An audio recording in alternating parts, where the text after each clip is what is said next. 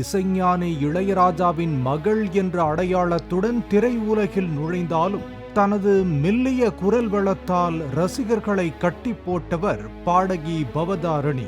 பாரதி படத்தில் அவர் பாடிய மயில் போல பொண்ணு ஒண்ணு என்ற பாடலுக்காக தேசிய விருது பெற்றார்.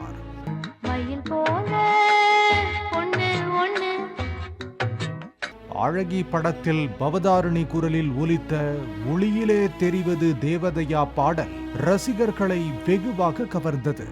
இளையராஜா, தேவா, சிற்பி, ஹாரிஸ் ஜெயராஜ் உள்ளிட்ட பல்வேறு இசையமைப்பாளர்களின் இசையில் ஏராளமான பாடல்கள் பாடியுள்ளார் பவதாரணி.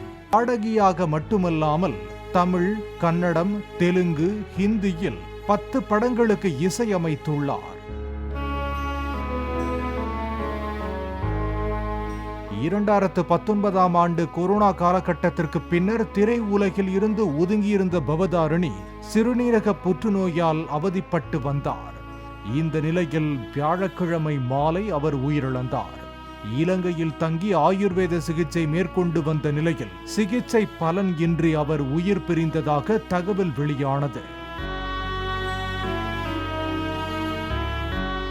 சனிக்கிழமை நடக்க இருந்த இசை நிகழ்ச்சியில் பங்கேற்க இளையராஜா இலங்கை சென்றிருந்த நிலையில் மகளின் மரணச் செய்தி அவரை ஆற்றொணா துயரத்துக்குள்ளாக்கி உள்ளது.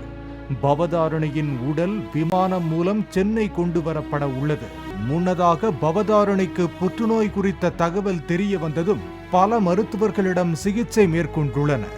ஒரு கட்டத்தில் நோய் முற்றியதால் விரைவில் உயிரிழக்கும் அபாயம் இருப்பதாக மருத்துவர்கள் கூறிய நிலையில் கடந்த ஜூலை மாதம் தனது உறவினர்கள் அனைவரையும் அழைத்து மகிழ்ச்சியாக பிறந்தநாள் கொண்டாடி தனது மன உறுதியை வெளிக்காட்டிய பவதாரணிக்கு 10 நாட்களுக்கு முன்பே மருத்துவர்கள் மரணமடையும் நாளை அறிவித்து விட்டதாக கூறப்படுகிறது.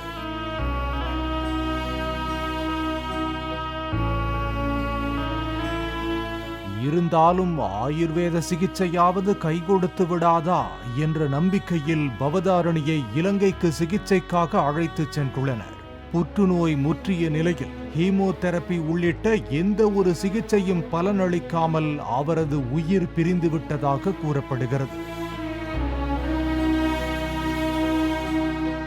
காற்றில் கலந்த பவதாரணி என்ற கீதம் என்றென்றும் இசை ரசிகர்களின் காதுகளில் ஒலித்துக் கொண்டே இருக்கும். பாலிமர் செய்திகளுக்காக செய்தியாளர் யுவராஜ் மற்றும் வேல்ராஜ்.